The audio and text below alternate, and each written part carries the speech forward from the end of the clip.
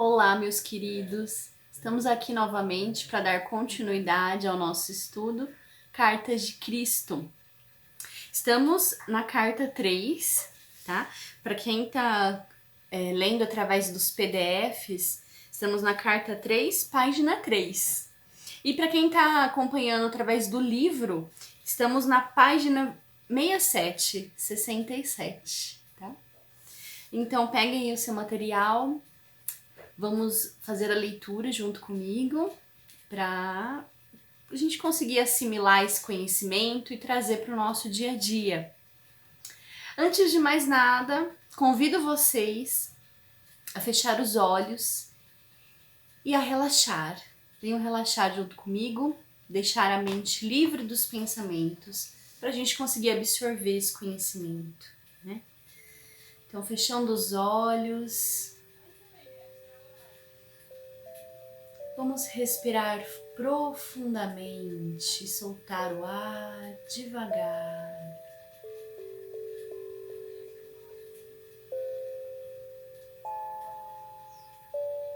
Relaxe, se entregue.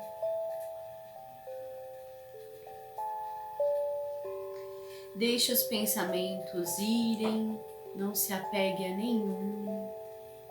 Simplesmente relaxe os seus ombros.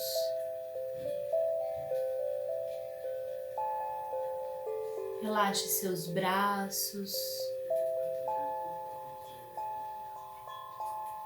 Vá se entregando a um estado de profundo relaxamento,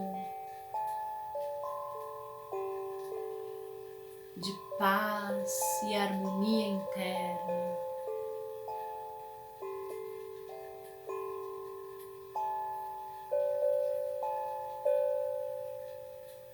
Pai, Mãe, Vida, Tu és minha vida, meu constante apoio, minha saúde, minha proteção, o pleno atendimento de todas as minhas necessidades e minha mais alta inspiração. Peço que me reveles Tua verdadeira realidade.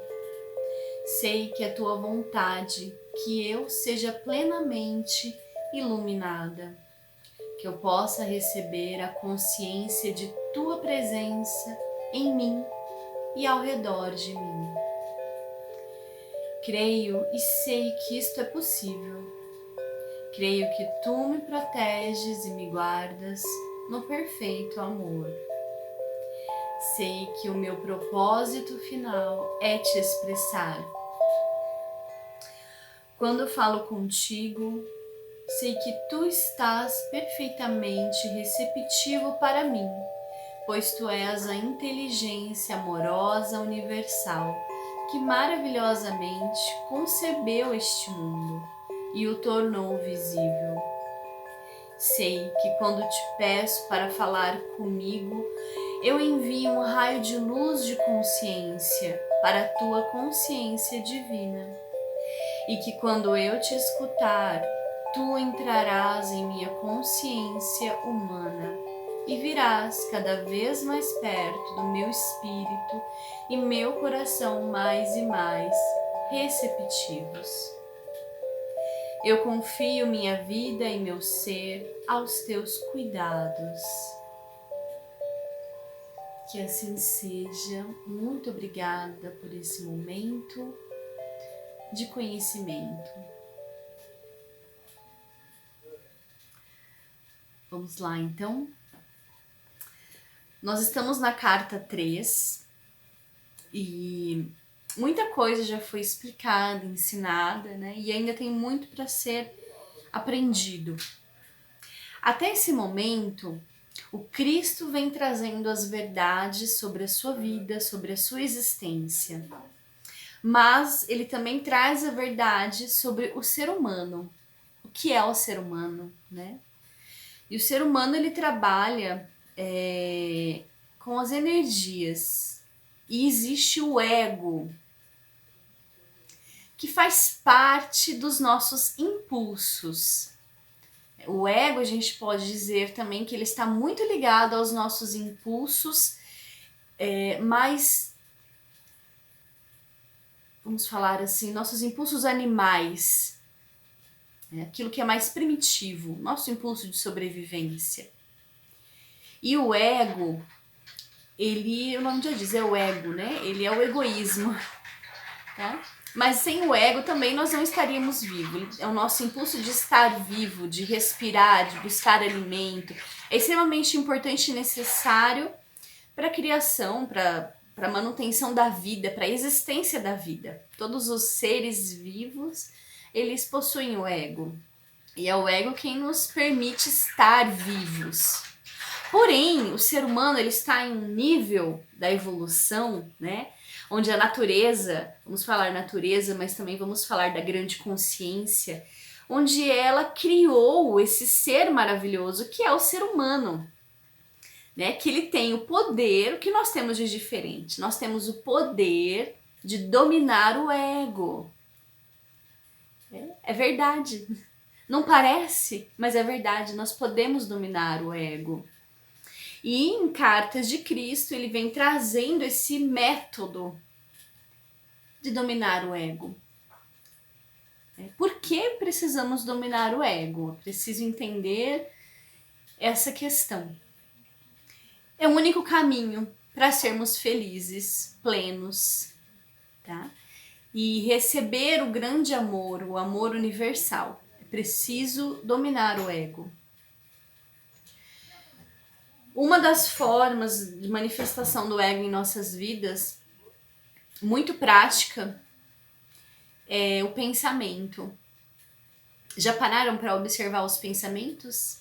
Eu me pego o tempo todo observando meus pensamentos.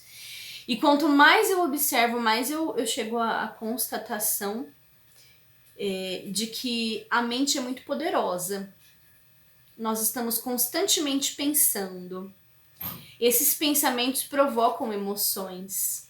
E essas emoções têm um grande impacto em nossa vida. Pode ser através da ansiedade, trazendo mais ansiedade. Pode, inclusive, também trazer bons sentimentos de amor, de fraternidade. Tudo vai depender de quais são os pensamentos que estamos alimentando e cuidando. Mas a única forma de poder controlar, organizar esses pensamentos é estando presente. Constantemente observando a nossa mente, tá? Então, essa é a lição que ele traz e a lição que nós devemos aplicar diariamente em nossas vidas, observar os pensamentos. O quanto estamos julgando as pessoas, o quanto estamos deixando a nossa mente criar historinhas catastróficas que nos preocupam, nos deixam ansiosos, o quanto estamos julgando os outros ou tendo medo das pessoas, afastando as pessoas, imaginando coisas negativas. Tudo isso afeta profundamente a nossa vida, tá? E para mim é o maior aprendizado. Para mim é o que mais me transformou, mudou a minha vida e o que me impulsiona a trazer esse estudo para vocês, a fazer com vocês esse estudo. O poder de mudar a vida, mudando os nossos pensamentos. E é isso que o Cristo traz aqui, tá? Eu vou ler um pouco agora e vou comentar um pouquinho. Nós já vimos semana passada tudo que ele falou sobre os dogmas, sobre o cristianismo. Cartas de Cristo, para quem está começando hoje o estudo, é importante saber. Cartas de Cristo é um material que vem para romper os dogmas religiosos. Você não vai encontrar aqui nada que vá afirmar que o que a religião tem feito está correto. As cartas, elas trazem um conhecimento para romper os dogmas religiosos, para tirar a humanidade dessa escravidão religiosa, para mostrar que nós não precisamos acreditar naquilo que já foi, naquela forma de pensar seletiva e que pune as pessoas e que traz uma grande infelicidade. Então Cristo vem trazendo essa mensagem. E assim, não é possível continuar acreditando no dogma cristão e ao mesmo tempo tentar seguir as cartas. O dogma referente à salvação por minha morte na cruz, a trindade, a ressurreição física da morte, o uso do incenso e outras formas estabelecidas de oração são errôneas. E os fatos de que agora estão sendo apresentados nestas cartas são a verdade. O dogma e os ornamentos sacramentais são o que eu poderia chamar de pretextos para ganhar sua atenção e lealdade, mas obscurecem a verdade de meus ensinamentos. Tudo aquilo que a religião criou, né? Os dogmas, isso pode, isso não pode, né? Tudo isso são pretextos para ganhar a nossa lealdade, mas não são verdadeiros. Porque existem muitas religiões que quando você entra, você escuta tanta coisa de acusação ao próximo, de acusação a outras religiões, e as pessoas saem de lá fazendo o quê? Acusando, julgando. Então a religião acaba estimulando esse comportamento do ego, de acusar, de julgar, do medo de ser castigado, da vontade de castigar ao próximo. Tudo isso que precisa ser transformado. Nós precisamos abandonar esses hábitos para sermos felizes. Não é possível ser feliz julgando ao próximo. Porque quanto mais você julga o próximo, mais você vai se julgar. Vai se achar... é um hábito, né? Você vai julgar ao próximo e você vai se julgar. Nós fazemos com o próximo aquilo que fazemos com a gente mesmo, conosco. Meu português é todo errado, tá, gente? Não se apeguem a isso. É um detalhe apenas. O mais importante é transcender essa mensagem. Portanto, estas cartas tinham que ser escritas. A única maneira pela qual eu poderia atingir o mundo, neste momento, em que ele está pronto para entrar em uma nova distribuição mental e emocional, era usando uma mente receptiva, obediente e preparada para receber a instrução e fazer o trabalho manual por mim. Aqui ele fala do canal, né, que canalizou a mensagem, que ela é a mente obediente, né, que recebeu essa mensagem, que era a única forma de acessar o ser humano. Porque ele fala desse momento que nós estamos passando, que está ocorrendo uma distribuição mental e emocional. As pessoas estão mudando a forma de pensar e sentir, né? E nós precisamos desse conhecimento, do conhecimento. Que conhecimento é esse? Que traz a verdade sobre o poder do eletromagnetismo. Aquilo que pensamos e sentimos cocria a nossa realidade através do eletromagnetismo. Estas cartas oferecem um único meio pelo qual as pessoas encontrarão o caminho rumo à direção espiritual, na qual todo erro humano se dissolve e somente resta o amor. Qualquer outra coisa que possa ser dita é puramente racionalização e razão humana. E estas não são a verdade. Olha que bonito. Então aqui ele fala que o caminho é somente através do amor. Que a racionalização humana o que é a racionalização humana? O lado racional, a parte da nossa mente que quer trazer tudo para a razão. Ela está trabalhando para o nosso ego. A nossa razão está sempre trabalhando para criar argumentos para nos defender ou para atacarmos. Mas isso não tem nada a ver com o amor. Porque o amor, né, é mais elevado, está além do julgamento, está além do ataque, da defensiva, é a neutralidade. Você não precisa se defender de nada e nem atacar ninguém. Isso é o amor. As pessoas estão buscando novas formas de solucionar velhos problemas, particularmente na América. Mas até que compreendam a verdadeira natureza da vida, do ego e das leis da existência, apenas aumentarão a força do ego e sua dor continuará. Enquanto registro para você nas páginas seguintes a simples verdade que trouxe há 2 milênios, lembre-se de que esta verdade permanece constante e consistente. Portanto, só é possível aprofundar sua compreensão na verdade, não alterá-la. Se você deu conta, enquanto lia as 2 primeiras cartas, de que tudo que eu falava às pessoas na Palestina era uma consequência direta de ter percebido a realidade da existência no deserto, isso é, de que nada era sólido. Você lembra que em meu estado transcendente, ao olhar as rochas, areias, montanhas e águas do Mar Morto abaixo de mim, tudo parecia ser como um cintilar de partículas. A rocha, a areia, montanhas, a águas distinguiam-se umas das outras simplesmente pela diferença de intensidade do cintilar das partículas e pela aparente densidade delas dentro do clarão. Não há outra maneira pela qual eu possa descrever o que vi quando estava na Terra para transmitir os fatos referentes à verdadeira substância da matéria e à aparente construção sólida do mundo. Em linguagem moderna, o cintilar de partículas provavelmente seria chamado de vibração de partículas. Talvez se pudesse combinar os 2 termos e descrever a realidade visível mais fundamental como um cintilar de partículas.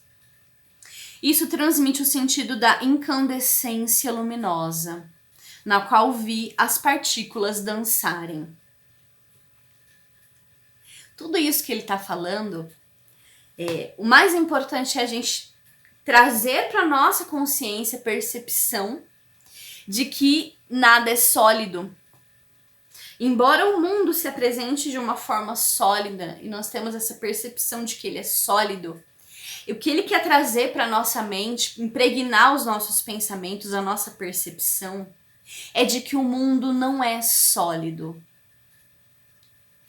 Nada é sólido. Então o que resta são cintilar de partículas.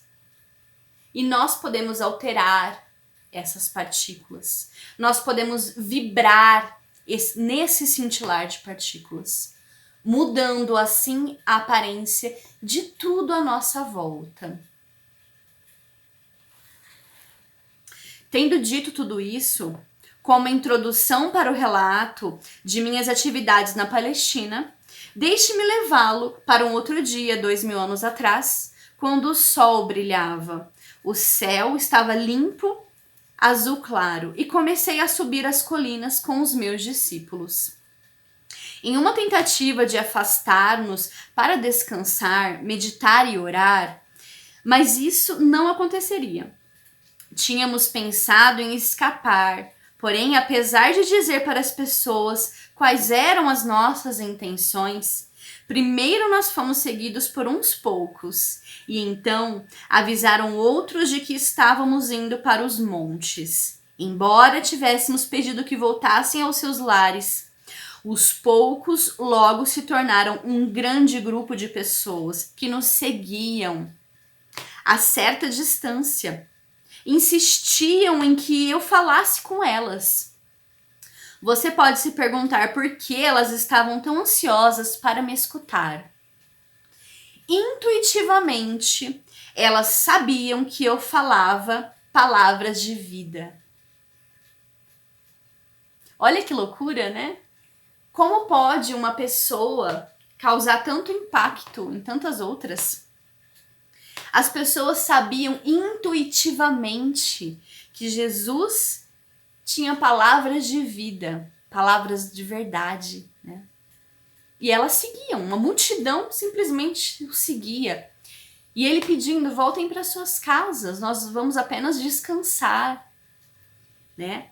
Mas aí é o milagre, né, do cintilar das partículas. As pessoas, não, a razão daquelas pessoas não poderiam explicar por que eu estou seguindo essa pessoa. A razão não poderia explicar. Mas a intuição, aquilo, a energia que elas sentiam, que impulsionava, né, aquelas pessoas a seguir, não tinha como traduzir em palavras. Mas é algo real. Sempre mostrei a atividade do Pai ao seu redor. E isso deu a elas esperança e ajudou-as a ver o mundo como um novo olhar. Falei do amor e elas se sentiram confortadas. Foi por isso que pude dizer, sabendo que elas me entenderiam e que estariam de acordo comigo: venha a mim você, que está cansado e oprimido, e darei a você descanso. Meu jugo é suportável e minha carga é leve. Elas sabiam que quando eu pronunciava essas palavras, o que fazia com frequência estava comparando as regras e leis dos líderes judeus com a verdade que estava apresentando ao povo. Porque quem não leu ainda as outras cartas, gente, Jesus era um grande revolucionário. Ele era totalmente contra as leis judaicas na época. A forma que a religião impunha para o povo um tipo de Deus que punia, que castigava, onde só trazia o medo, né? E podava também o prazer das pessoas, né? Então trazia assim uma condição de vida muito dura. E as pessoas viviam daquela forma com medo de serem castigadas, né? Mas elas estavam infelizes. E aí quando vem Jesus, né, falando de uma forma de amor, um amor universal, mandando as pessoas amarem umas às outras, falando da verdade, que o mundo não é sólido, né? Tudo aquilo, imagina o tanto de informação para aquelas pessoas primitivas, né, que viviam em uma época bruta, difícil. Aquilo era como um farol, né, em meio a uma tempestade. Então elas iam, seguiam, né? Sabiam que ali tinha conhecimento, ali tinha amor. Eu sabia que apesar de tudo que tinha dito a elas acerca do Pai e o Pai amor, ainda tinham medo de que Deus as rejeitasse. Embora eu tenha tentado ajudá-las a compreender que o Pai de quem falava não era o Deus personalizado que elas adoravam, sabiam muito bem que estavam confusas, mesmo tendo dito uma vez ou outra de que o Pai estava em seu interior. Continuavam preocupadas sobre receber um castigo vindo do alto por acreditar em minhas palavras. Aquelas pessoas estavam confusas, como ainda hoje muitas pessoas se encontram nessa mesma condição. Porque os seus líderes religiosos falam de um Deus personalizado. Esse Deus personalizado que Jesus cita é a forma que o ser humano acredita, que principalmente através da religião, né, vem essa forma de acreditar, que Deus é como uma pessoa, que fica como um rei no céu, sentado em um trono, punindo uns, dando estrelinhas para outros, né?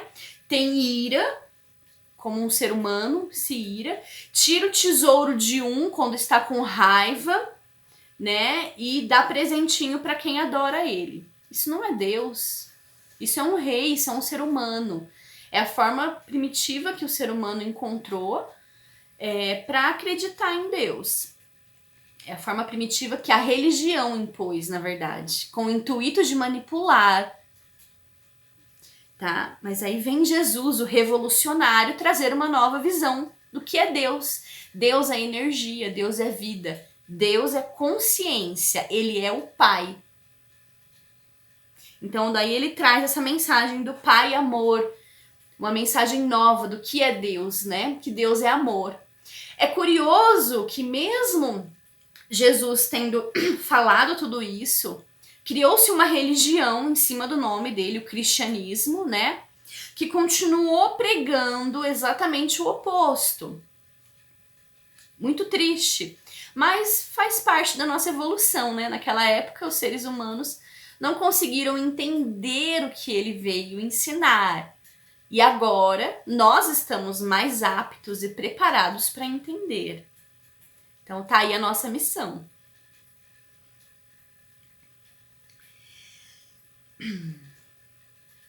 O que deveria ensinar naquele dia? Perguntei ao pai. Então observei as cabras e as ovelhas, que estavam pastando na colina sob o vigilante cuidado de seu pastor.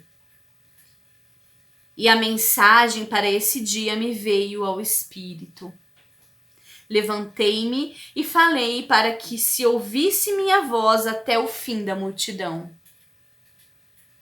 Vejam essas ovelhas e cabras pastando nas colinas. As ovelhas estão num lugar e as cabras em outro. Observem as ovelhas, são pacientes e pacíficas entre si. Mesmo quando estão apertadas num canto do curral, pastam tranquilamente, nunca reclamam o terreno que não é seu. Deixam o pasto curto, mas não o estragam, o que permite que a grama se recupere depois de passarem por cima dela. E o que é mais importante, escutam a voz do seu pastor. Portanto, ele cuida bem delas, ele as guia para os melhores pastos e dorme junto a elas durante a noite, para que não sejam atacadas por cães e ladrões. Agora olhem as cabras como brigam e saltam sobre as pedras e entram em lugares difíceis ou perigosos. Devoram as sarcas e folhagens de árvores. Elas são espoliadoras. Se não fosse por sua utilidade para o homem, não haveria outro lugar para elas a não ser ficarem amarradas o dia todo ou serem enviadas para o deserto. Vejo-os aí embaixo e sei que no meio de vocês há muitas ovelhas e que também há muitas cabras. Houve alguns murmúrios aborrecidos, mas em geral as pessoas se davam empurrões e puxavam o cabelo uns dos outros, apontando as cabras, rindo e concordando com a cabeça. Era bom vê-los rir e assim continuei. Vocês podem reconhecer as ovelhas pelos seus lares, pelo modo como convivem com os vizinhos e como são vistas por toda a comunidade. Assim também vocês podem reconhecer as cabras. É possível que elas tenham muitos amigos? Houve um forte clamor na multidão. Não! Seguido de muito riso. O pastor segue as cabras e cuida delas. Ou elas têm que cuidar sozinha e chegar por si mesmas em casa à noite para ser ordenadas. De novo a multidão ria e respondia de maneira distintas, algumas muito engraçadas e engenhosas. E assim é com aqueles que são ovelhas e aqueles que são cabras. Vocês percebem a proteção do Pai se são ovelhas e não são protegidos se são cabras. Porque vão teimosamente seguindo seus próprios desejos todos os dias e possivelmente deixando para trás de si um rastro de destruição. Digam-me, o Pai protege aqueles que são cabras? A multidão estava em silêncio, mas escutando atentamente. Vocês dirão então que o Pai está zangado com as cabras e não as protegerá. Ou dirão que, assim como o pastor cuida das suas ovelhas e cuidaria das cabras, se elas permitissem. O Pai ama as ovelhas e as cabras da mesma forma, mas não pode protegê-las igualmente por causa do comportamento natural das cabras. Considerem também os hábitos de alimentação das ovelhas e das cabras. As ovelhas se contentam comendo somente a erva, para a qual seus estômagos estão perfeitamente preparados. Mas as cabras comem qualquer coisa que encontram e não respeitam sua constituição. O mesmo acontece com aqueles que não cuidam do alimento de suas mentes, pois não têm nenhuma meta fixa ou propósito claro. Como as cabras, não percebem quando o alimento mental é prejudicial ou os leva por caminhos equivocados em suas vidas diárias, ou mesmo os arrasta para um mito nocivo ou um engano perigoso. Eles vão sem rumo, recolhendo o equivalente mental de sarças, sapatos velhos, pedaços de pano, folhas, cordas ou ervas daninhas, porque faltam a eles bom senso. Interessante. Volto aqui então a falar essa questão dos pensamentos, né? Da mesma forma acontece conosco. Muitas vezes nós afastamos a proteção do divino, né? O cintilar das partículas luminosas, a força e a energia de proteção, porque nós estamos nos alimentando de densidade. Essa alimentação que ele fala é dos pensamentos. Então estamos alimentando o pensamento denso, tudo aquilo que não agrega em nossa vida, que traz sentimentos densos, né?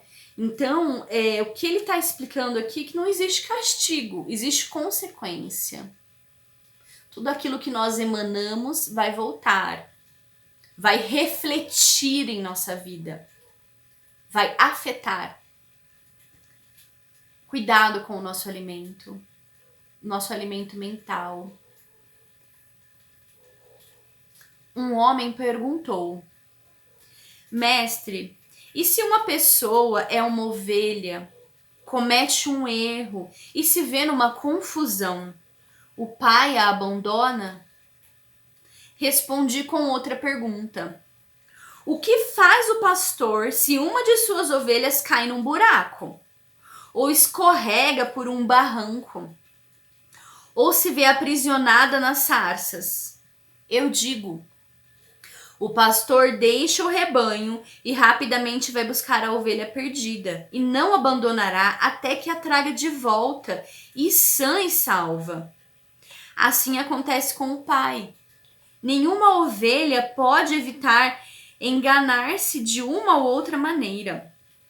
Mas não duvide de que o pai logo atenderá o seu balido e a resgatará. E se uma cabra começar a comportar-se como uma ovelha e atender à voz do pastor, então ela também estará sob a proteção do pastor e será cuidada da mesma maneira que as ovelhas. Assim é com vocês e o reino dos céus, o reino de Deus. Havia várias vozes elevaram-se, pedindo-me que ensinasse o significado do reino de Deus. O que estou dizendo a vocês não é o mesmo que ouviram de qualquer outro profeta, em qualquer tempo. Não tentem entender o que digo, pensando no que disseram seus mestres.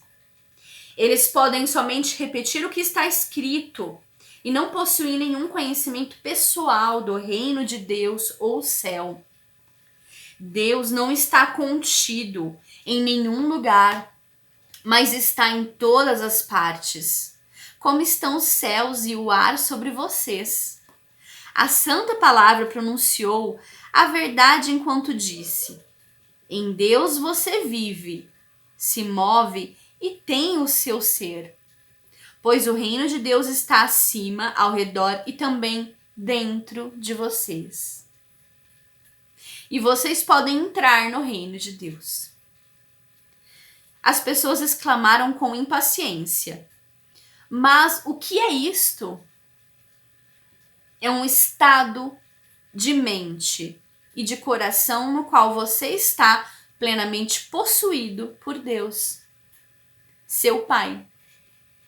Quando você está nesse estado, o Pai é a cabeça de seu corpo e dirige tudo o que você faz e toda a sua vida. Hoje, o que é a nossa cabeça, o que dirige a nossa cabeça é o ego, os nossos impulsos. Olha a diferença. Então, nesse estado em que ele diz, quem vai dirigir a nossa cabeça é a grande mente divina, que possui todo o conhecimento. É um estado onde tudo é dissolvido, toda a mágoa, toda a necessidade de aprovação, né? Toda a necessidade de se defender, de atacar. E apenas o amor é que vai dirigir a nossa cabeça.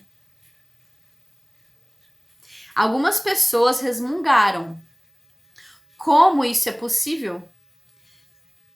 É possível estar tão vazio do eu, de desejos egoístas, inimizades, raiva, ciúmes, cobiça, de desejos de vingança, que somente Deus, quando eu digo Deus, está Deus assim, somente Deus fique no comando de sua mente e de seu coração. E depois o que acontece? Perguntou uma mulher. Então você entra no estado do ser, que é dirigido por Deus. Isto é totalmente belo e glorioso.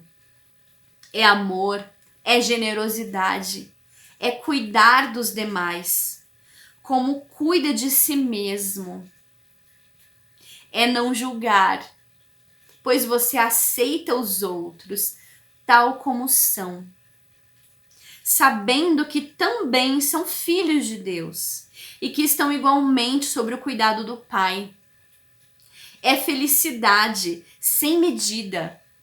É impossível de descrever. É sentir alegria pela beleza do mundo.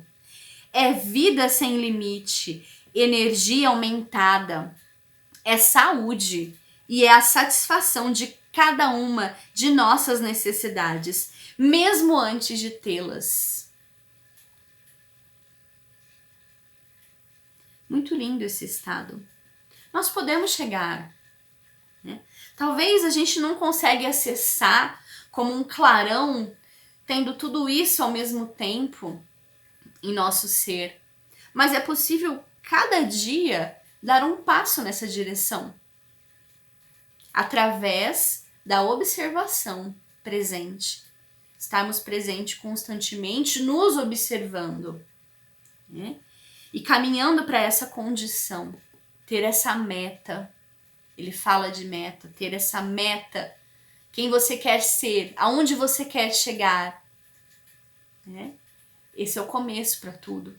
Precisamos ter esse impulso interno de caminhar um passinho de cada vez, mas tendo esse impulso, a gente chega lá. O tempo já está dando. Vou ficando por aqui. Gostei muito de terminar com essa frase, né? Com esse clarão que vem na nossa mente. Essa vontade de caminhar para esse reino de Deus, esse reino dos céus, né? O caminho da luz está dentro de você. O reino de Deus está dentro, não está fora. É um estado de espírito. É uma forma de agir, de sentir, de pensar. Podemos trabalhar todos os dias para alcançar esse estado. Devemos, inclusive, tá? E aceitar o mundo como é, as pessoas como são, buscando fazer o nosso melhor para todos. Eu vou ficando por aqui com essa mensagem, trazendo muita inspiração para minha vida, espero que para vocês também. E me sigam, eu sou Caroline Godoy, estou aqui no YouTube. As lives anteriores estão no meu canal, tá? Quem quiser acesse e assiste. E um grande beijo para vocês. Fiquem com a luz e até semana que vem.